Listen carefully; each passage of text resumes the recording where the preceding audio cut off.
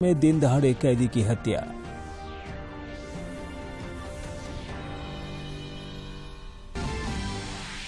और मानसून ने संताल परगना के रास्ते झारखंड में दी दस्तक। कई जगहों पर तेज हवा के साथ हल्के से मध्यम दर्जे की हुई बारिश।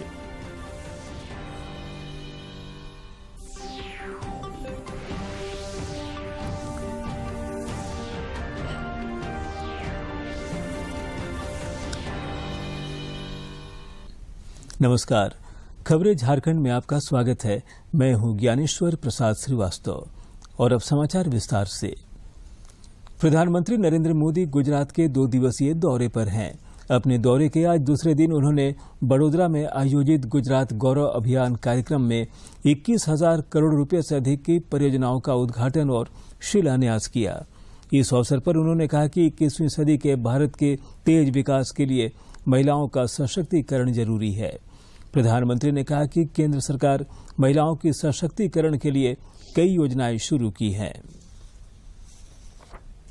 ये प्रोजेक्ट गुजरात के विकास से भारत का विकास, इस प्रतिबद्धता को बल देने वाले हैं। गरीबों के घर, उच्च शिक्षा और बेहतर कनेक्टिविटी पर इतना बड़ा निवेश गुजरात के औद्योगिक विकास को विस्तार देगा। यहां के युवाओं के लिए रोजगार, स्वरोजगार, इसके लिए अनगिनत अवसर निर्मित करेगा। इन प्रोजेक्ट्स में भी अधिकतर हमारे बहन बेटियों के स्वास्थ्य, पोषण और सशक्तिकरण से जुड़े हैं।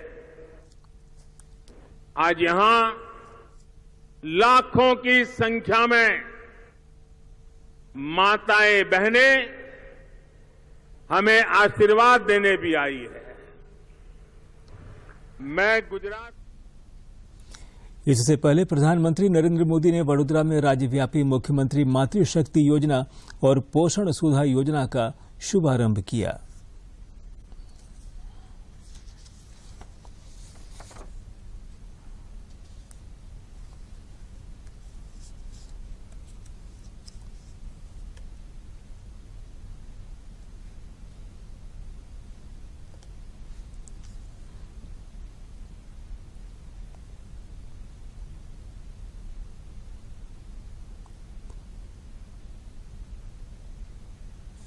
सेना में भर्ती के लिए लाई गई अग्निपथ योजना पर रक्षा मंत्रालय ने बड़ा फैसला किया है। रक्षा मंत्री राजनाथ सिंह ने आज तीनों सेनाओं के प्रमुखों के साथ बैठक की। इस बैठक में उन्होंने अग्निवीरों को रक्षा मंत्रालय की नौकरियों में 10% आरक्षण देने की स्वीकृति दी। पर आयोजित इस बैठक में थल सेना प्रमुख मनोज पांडे, नौसेना प्रमुख एडमिरल आर हरिकुमार और वायुसेना प्रमुख एयर चीफ मार्शल विवेक राम चौधरी मौजूद थे। उधर गृह मंत्रालय ने भी अग्निवीरों के लिए बड़ा ऐलान किया है। गृह मंत्रालय के एक ट्वीट में कहा गया है कि केंद्रीय सशस्त्र पुलिस बलों और असम राइफल्स के नियुक्तियों में अग्निवीरों को आयु सीमा में 3 वर्ष की छूट तथा 10% आरक्षण दी जाएगी। गृह मंत्री के कार्यालय ने ट्वीट में बताया कि आरक्षण के अलावा अग्निवीरों को आयु सीमा में 3 वर्ष की छूट भी दी जाएगी। अग्निवीर के पहले बैच के लिए आयु सीमा में 5 वर्ष की छूट होगी। भारतीय सेना के तीनों प्रमुखों ने अग्निपथ योजना पर युवाओं की आशंकाओं को दूर करते हुए भरोसा दिलाया है कि सेना में भर्ती की नई अग्निपथ योजना युवाओं के हक में है। या अग्निपथ स्कीम को अपनाने के लिए पूरी तरह तैयार और उत्सुक है। जहां तक युवाओं का सवाल है, मेरी यह राय है कि उनको यह स्कीम के बारे में पूरी तरह अभी तक जानकारी सही तरह से मिली नहीं है। एक बार ये समझ जाएंगे पूरे स्कीम के बारे में तो उन्हें विश्वास होगा कि यह स्कीम न सिर्फ युवाओं के लिए बल्कि राष्ट्र और भारतीय थल सेना तीनों के लिए फायदेमंद और जरूरी है। मेरे ख्याल से ये बहुत ही ट्रांसफॉर्मेशनल और बहुत बढ़िया स्कीम है। इस स्कीम से क्या होगा, ये जितने लोग हम पहले ले रहे थे उसके करीब 3 गुना 4 गुना लोग और फौज में आ सकते हैं। इसमें से अभी सबको ज्यादा लोगों को मौका मिलेगा कि शॉर्ट ड्यूरेशन के लिए वो आके फौज में काम करें और काम करते हुए खुद अपना डेवलपमेंट भी हो जाएगा, मतलब वो स्किल्स सीख लेंगे, फिर एजुकेशन का भी क्रेडिट्स वगैरह मिलेगा, फिर उनका पर्सनालिटी डेवलप हो जाएगा, हार्डशिप्स फेस करके ज्यादा सेल्फ कॉन्फिडेंस हो जाएंगे और जब 4 साल के बाद वो डिसाइड कर सकते हैं कि उनको कंटिन्यू करना है या कोई और काम करना है। भारत सरकार ने अग्निपथ योजना की घोषणा की है, जिसके द्वारा नौजवान आर्म फोर्सेस में भर्ती हो सकते हैं। इस चेंज से नौजवानों को फायदा होगा। मुझे भरोसा है कि युवा बड़ी संख्या में भर्ती के लिए अप्लाई करेंगे। वायुसेना की भर्ती प्रक्रिया 24 जून से आरंभ होगी। जनजातीय मामलों के केंद्रीय मंत्री अर्जुन मुंडा ने कहा है कि अग्निपथ योजना सेल्फ डिसिप्लिन के लिए लाई गई है। इससे युवाओं को डरने की जरूरत नहीं है। उन्होंने कहा कि सरकार अग्निवीरों को कई चीजों में लाभ देने की व्यवस्था कर रही है।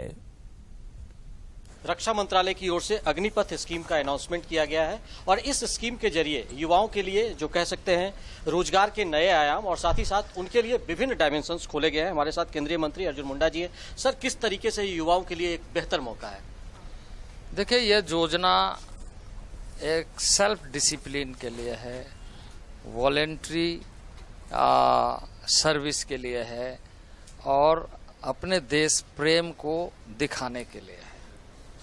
उसी को अवसर में बदलते हुए हम इस देश के लोग अग्निपथ जैसे जो कार्यक्रम लॉन्चिंग हुआ है उसके साथ जुड़े। ये एक दूरगामी लक्ष्य को ध्यान में रखते हुए कि हमें आने वाले दिनों में यदि परिस्थिति अनुकूल प्रतिकूल होती है वैसे समय में हम अपने आप को तैयार रखें। न कोई डरने की जरूरत है, न कोई घबराने की जरूरत है, बल्कि आत्म स्वाभिमान को जगाने की जरूरत है कि ऐसे हम भी कुछ ट्रेनिंग लेकर के जरूरत पड़े तो देश के लिए सेवा दे सकते हैं।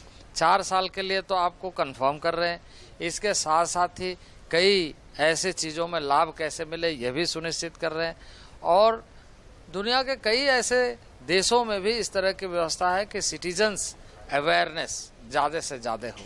इसमें एक ऐसे ट्रेंड कोई भी रहता है तो वो अपने आप को महसूस करता है कि मैं देश के लिए हूँ। दोहराया है कि नागरिक सुरक्षा, सिविल डिफेंस, जिसके माध्यम से हमारे वॉलेंटियर्स हर जगह इस तरीके से होना चाहिए कि विषम परिस्थिति में भी हमारे जो एक सिटीजन है, यूथ है, उसको इतनी आइडिया है कि वो ऐसे सिचुएशन को हैंडलिंग कर सकता है। तो ये बहुत बड़ी योजना है। तो ये एक बहुत बड़ी योजना है और अग्निपथ योजना के जरिए युवाओं के लिए रोजगार के नए आयाम खुल रहे हैं। साथ ही साथ नेशन के लिए एक बड़ी बात है और सेना में जो रिफॉर्म हो रहा है उसमें भी एक बहुत ही कारगर कदम के रूप में साबित होगा। अपने सहयोगी प्रताप के साथ मैं दिवाकर कुमार, दूरदर्शन समाचार, रांची। उधर सूचना और प्रसारण मंत्री अनुराग सिंह ठाकुर ने भी अग्निपथ योजना को युवाओं के हित में बताया है। जो युवा कार्यक्रम डिपार्टमेंट है, खेल डिपार्टमेंट है, वो भी इस बात पर विचार कर रहा है कि ये जब 4 वर्ष का अपना काम पूरा करके आएंगे और 4 वर्षों के बाद इनमें से ट्रेनिंग देकर जो लोग फिजिकल एजुकेशन टीचर बनना चाहते हैं उसमें हम लोग क्या कर सकते हैं, क्या कुछ महीने का ऐसा कोर्स किया जा सकता है, क्रैश कोर्स करके, जिससे इनको भी लाभ मिल सके। और ऐसे देश भर में लगभग 15 लाख फिजिकल एजुकेशन के टीचर्स अलग अलग राज्यों में ऐसी पोस्टें खाली पड़ी हैं, तो इसका लाभ भी भविष्य में मिल सकता है। ब्रिगेडियर मनीष त्रिपाठी रिटायर्ड ने कहा है कि अग्निपथ योजना युवाओं के लिए एक बेहतर विकल्प है। उन्होंने कहा कि युवाओं को इस योजना के जरिए व्यापक आयाम मिलेंगे। के लिए रक्षा मंत्रालय की ओर से अग्निपथ स्कीम्स का अनाउंसमेंट किया गया है। हमारे साथ बातचीत करने के लिए ब्रिगेडियर मनीष त्रिपाठी जी हैं। सर, किस तरीके से आप देखते हैं इस अग्निपथ योजना को?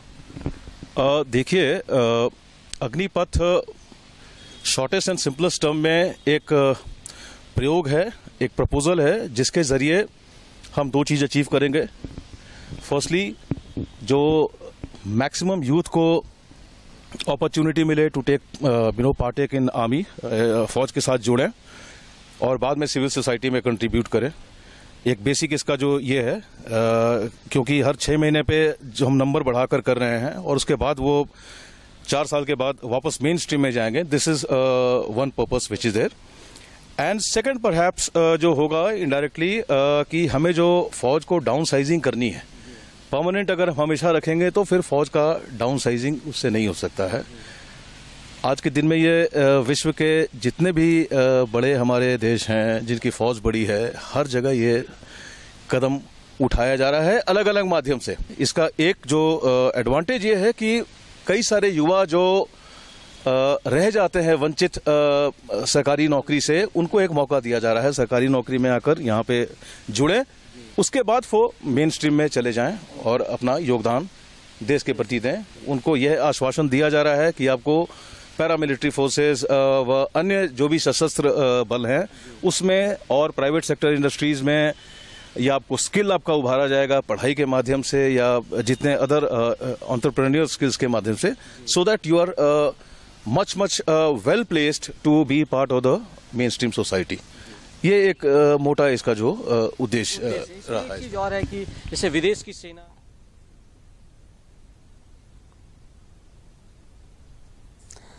केंद्र सरकार की अग्निपथ योजना को गढ़वा के युवक अवसर के रूप में देख रहे हैं। जहां एक और डॉक्टर इस योजना को युवाओं को भटकाव से निकालकर राह दिखाने वाला बता रहे हैं, वहीं दूसरी ओर अभिभावक इसे युवाओं के लिए सुधारक कदम बता रहे हैं और सरकार को धन्यवाद दे रहे हैं।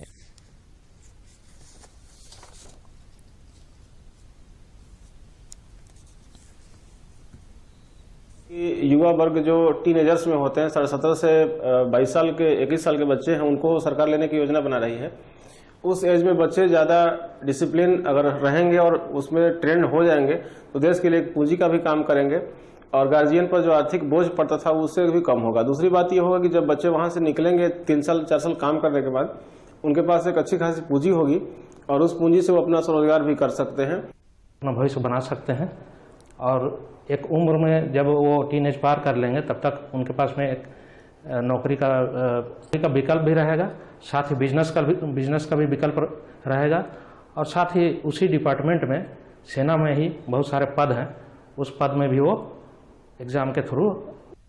महत्वाकांक्षी योजना है और बहुआयामी योजना भी इसे कह सकते हैं, क्योंकि बड़ी बारीकी से इसमें उम्र सीमा और कार्य दोनों का चयन किया गया है। खास करके किशोरावस्था के बाद जब बच्चे भटकाव की स्थिति में होते हैं, भौतिकवादी इस दुनिया में जहां बहुत सारे मोबाइल्स और अन्य खर्चों के लिए भी उनको परेशानियां होती थी, ठीक उसी टाइम में सरकार अगर उनको अग्निवीर के रूप में रक्षा सेवा में लेती है तो हमारे उस ऊर्जा का हनन होने से बचता। अग्निपथ योजना के विरोध में छात्रों के आंदोलन को देखते हुए पूर्व मध्य रेलवे के रांची रेल मंडल से परिचालित होने वाले कई ट्रेनों का परिचालन आज रद्द कर दिया गया है।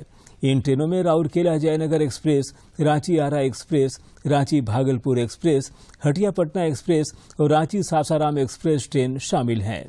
इसके अलावा कल हटिया से पूर्णिया जाने वाली एक्सप्रेस ट्रेन को भी रद्द किया गया है। अग्निपथ योजना को लेकर अभ्यर्थियों द्वारा रांची में जगह जगह किए जा रहे प्रदर्शन को देखते हुए प्रशासन ने सुरक्षा व्यवस्था को चाक चौबंद कर दिया है। रांची के हरमू रोड स्थित भाजपा प्रदेश कार्यालय के समक्ष किसी भी प्रकार के धरना और प्रदर्शन को रोकने के लिए रैपिड एक्शन फोर्स की तैनाती देखी गई।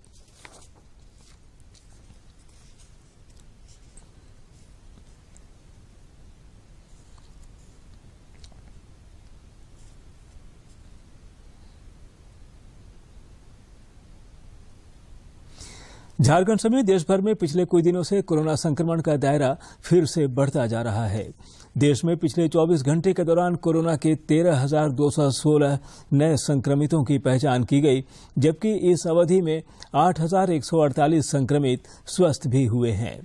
केंद्रीय स्वास्थ्य मंत्रालय के अनुसार देश में कोविड के 68,108 सक्रिय मामले शेष हैं। मंत्रालय ने सभी राज्यों को कोरोना संक्रमण के प्रसार पर रोक लगाने के लिए एहतियाती उपायों पर सख्ती से अमल करते रहने का सुझाव दिया है। इधर झारखंड में पिछले 24 घंटे के दौरान कोविड के 15 नए संक्रमितों की पहचान की गई है, जबकि इस दौरान 9 संक्रमित स्वस्थ भी हुए हैं। स्वास्थ्य विभाग की ओर से जारी आंकड़े के मुताबिक राज्य में कोविड के सक्रिय मामलों की संख्या बढ़कर 82 हो गई है। देश में कोरोना के खिलाफ जारी जंग में टीकाकरण अभियान तेज गति से जारी है। केंद्रीय स्वास्थ्य मंत्रालय के अनुसार देश में अब तक 1 अरब 96 करोड़ से अधिक कोविड रोधी टीके लगाए जा चुके हैं।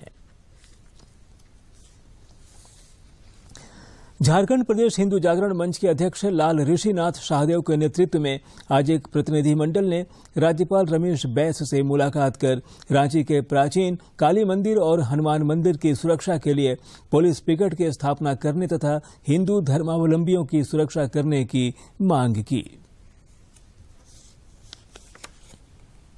की भी सुरक्षा की मांग की है।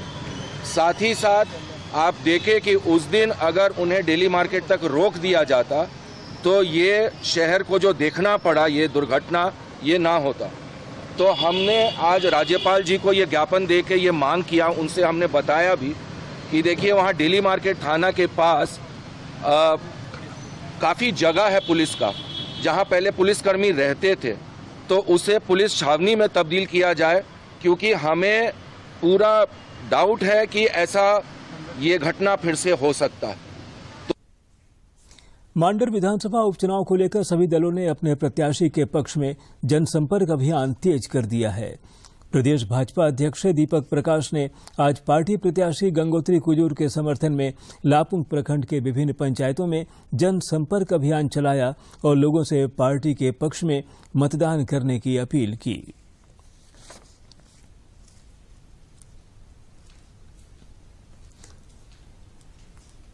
रांची के उपायुक्त छवि रंजन ने आज मांडर उपचुनाव को लेकर बेड़ो प्रखंड में आयोजित स्वीप कार्निवाल का उद्घाटन किया।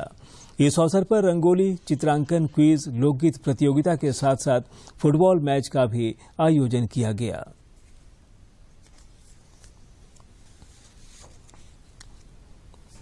रांची जिले के बेड़ो प्रखंड में आयोजित स्वीप कार्निवाल के उद्घाटन के मौके पर उपायुक्त छवि रंजन ने मतदाताओं से मांडर उपचुनाव में अपने मताधिकार का प्रयोग करने की अपील की।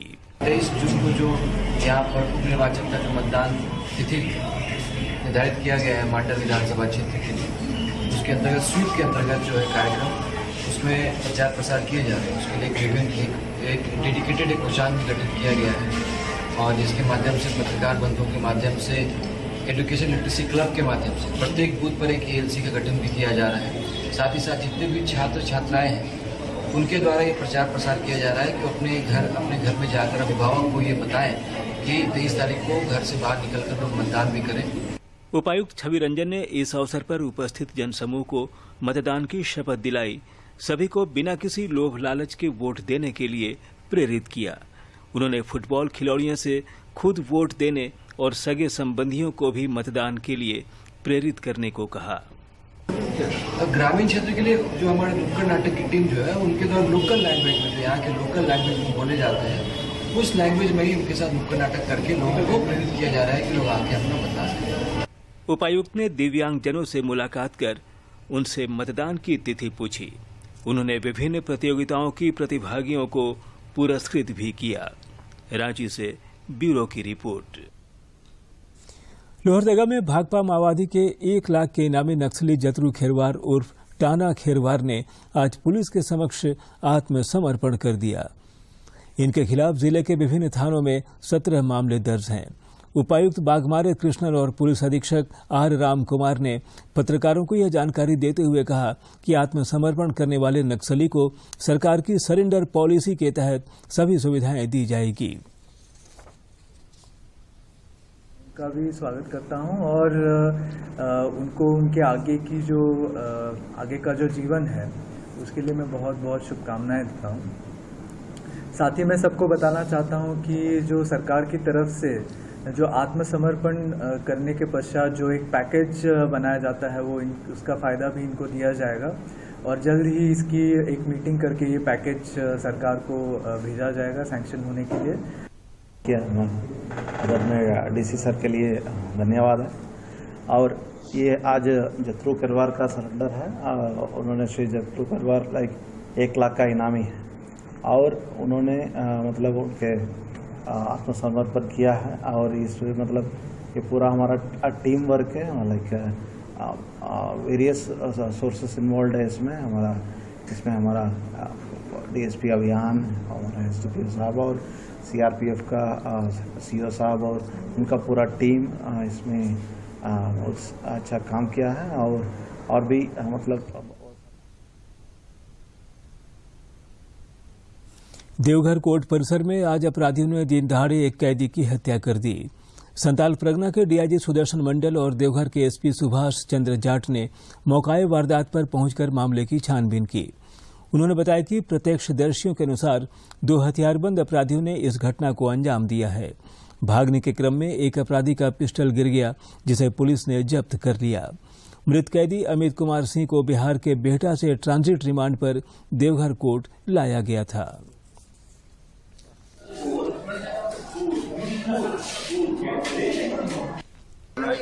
पेशी में आया था, उसको गोली मारी गई। तो कैदी को गोली मारी गई सर? ये अभी बता था शायद कैदी को गोली मारी गई। और खोखा भी बरामद हुआ है सुना? खोखा बरामद था, पिस्टल बरामद हुआ है ना? हाँ कैदी में था तो एडवोकेट बता नहीं सकते, अभी तो जांच ही हुआ है ना। अभी तो अभी आए हैं तो कैसे बता सकते हैं कि कौन सा अभी क्या हुआ क्या नहीं हुआ। हम चाय दुकान के पीछे गुमटी में घुस गए। अब साला जो है देखते हैं कि भाग दौड़, अब पुलिस कुछ कर नहीं रहे, कार्रवाई लेके ऐसे ऐसे नौटंकी कर रही है। उसके बाद जो है 2 आदमी आया, उसको मैंने कनपट्टी में पिस्टल सटाया, उसको मारा। उसके बाद जो है बार में घुसा।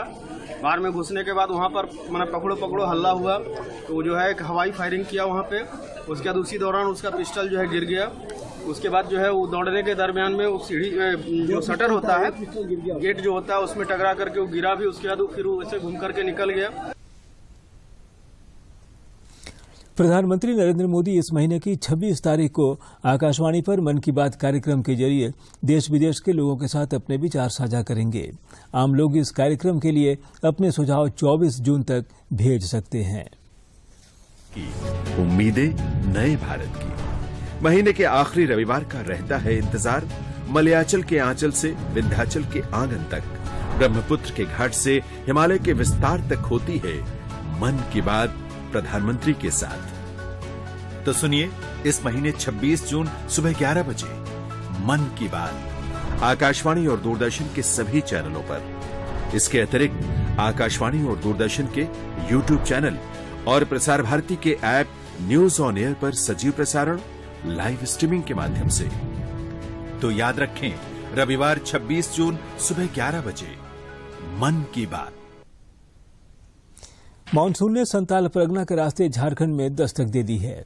यह मानसून अगले सितंबर माह तक सक्रिय रहेगा। आज मानसून के प्रवेश करते ही राज्य में कई जगहों पर तेज हवा के साथ हल्के से मध्यम दर्जे की बारिश हुई।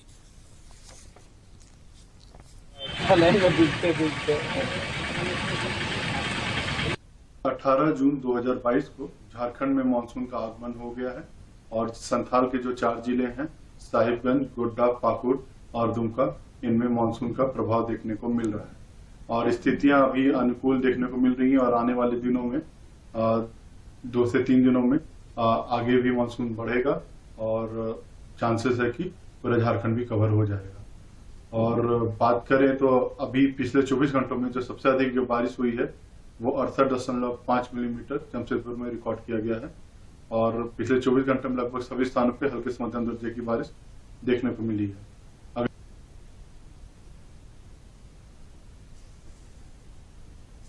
और अब कुछ खबर राज्य के विभिन्न जिलों से।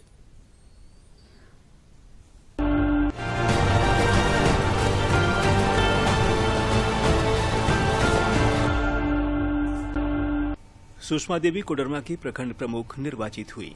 निर्वाची पदाधिकारी मनीष कुमार ने सुषमा देवी को प्रमाण पत्र प्रदान किया। वासुदेव यादव कोडरमा प्रखंड के उप प्रमुख चुने गए हैं। कांग्रेस विधायक कुमार जय मंगल ने आज मांडर विधानसभा उपचुनाव की महागठबंधन की संयुक्त प्रत्याशी शिल्पा नेहा तिर्की के समर्थन में रोल बढ़िया गांव में जनसंपर्क अभियान चलाया और लोगों से वोट देने की अपील की। गुमला जिले के 3 प्रखंडों में जोहार परियोजना के तहत जोहार एग्री मार्ट की स्थापना की गई है। इस मार्ट से किसानों को उचित दामों पर खाद, बीज, कीटनाशक तथा कृषि यंत्र उपलब्ध कराए जाने के साथ साथ तकनीकी जानकारियां दी जा रही हैं। रांची के विधायक सीपी सिंह ने रांची के पंडरा स्थित जनक नगर में एक ही परिवार के 2 लोगों की हत्या पर दुख व्यक्त किया है। उन्होंने पुलिस को दोषी व्यक्तियों को अविलंब गिरफ्तार करने का आदेश दिया है। मांडर विधानसभा क्षेत्र के इटकी प्रखंड में विधायक राजेश कच्छप ने कांग्रेस प्रत्याशी शिल्पा नेहा तिर्की के समर्थन में लोगों से संपर्क कर वोट मांगा।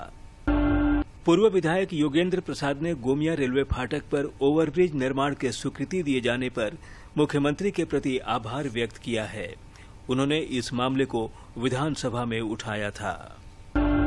गढ़वा के उपायुक्त रमेश घोलप ने खेलो इंडिया यूथ गेम्स में भाग लेकर लौटी कबड्डी खिलाड़ी बंशीधर नगर की रानी तिग्गा और बबीता कुमारी को सम्मानित किया। लातेहार के उपायुक्त ने मनन चोटाग में खोले गए जनजातीय कल्याण ग्रामीण अस्पताल की प्रबंध समिति के साथ बैठक कर आवश्यक दिशा निर्देश दिए। लोहरदगा के उपायुक्त डॉक्टर वाघमारे प्रसाद कृष्ण की अध्यक्षता में आज हुई बैठक में प्रधानमंत्री कृषि सिंचाई योजना और जल छाजन योजना की समीक्षा की गई। उपायुक्त ने इन योजनाओं के कार्यान्वयन में तेजी लाने का निर्देश दिया। लोहरदगा समाहरणालय में मिशन अमृत सरोवर को लेकर बैठक की गई, जिसकी अध्यक्षता उपायुक्त डॉक्टर वाघमारे प्रसाद कृष्ण ने की। इस योजना के तहत जिले में 77 तालाबों का चयन किया गया है, जिनमें 36 का निर्माण और 41 का जीर्णोद्धार होना है। लोहरदगा के उपायुक्त ने प्रखंड विकास पदाधिकारियों को केंद्र सरकार से प्राप्त 3 करोड़ की अवार्ड मनी को इनोवेटिव योजना पर खर्च करने का निर्देश दिया है। आजसू पार्टी के प्रमुख सुदेश महतो ने रानी लक्ष्मीबाई के बलिदान दिवस पर भावपूर्ण श्रद्धांजलि अर्पित की।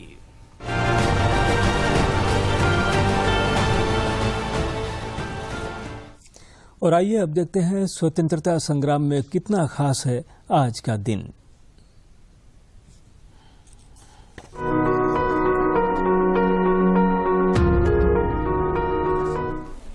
आज की इस कड़ी में हम झांसी की महान स्वतंत्रता सेनानी रानी लक्ष्मीबाई को याद करते हैं, जिन्होंने 18 जून 1858 को मातृभूमि की रक्षा के लिए अपने प्राण न्यौछावर कर दिए। अंग्रेजों के खिलाफ उनकी वीरता और प्रतिरोध की कहानियां आज भी सबके दिलों को गर्व और कृतज्ञता से भर देती है। रानी लक्ष्मीबाई का जन्म 16 नवंबर 1835 को हुआ था। उनका नाम मणिकर्णिका तांबे रखा गया था, लेकिन उनके माता पिता उन्हें प्यार से मनु और नाना साहेब पेशवा छबीली कहकर बुलाते थे। उनके पिता बिठूर चले गए, जहां वे बड़ी हुई और नाना साहेब तात्या टोपे तथा राव साहिब के निकट संपर्क में आई। लक्ष्मीबाई ने पारंपरिक शिक्षा प्राप्त की, घुड़सवारी और छोटे हथियार चलाना भी। तो ये थे अब तक के समाचार, लेकिन जाने से पहले मुख्य समाचार एक बार फिर। प्रधानमंत्री ने गुजरात में 21,000 करोड़ रुपए की परियोजनाओं का किया उद्घाटन और शिलान्यास। कहा, महिलाओं के सशक्तिकरण के लिए केंद्र सरकार चला रही है कई योजनाएं। अग्निवीरों को सीएपीएफ और असम राइफल्स में भर्ती के लिए आयु सीमा में 3 साल की छूट और 10% आरक्षण का मिलेगा लाभ। रक्षा मंत्रालय की नौकरियों में भी 10% आरक्षण। लोहरदगा में 1 लाख के इनामी नक्सली एरिया कमांडर का आत्मसमर्पण। देवघर कोर्ट परिसर में दिन दहाड़े कैदी की हत्या।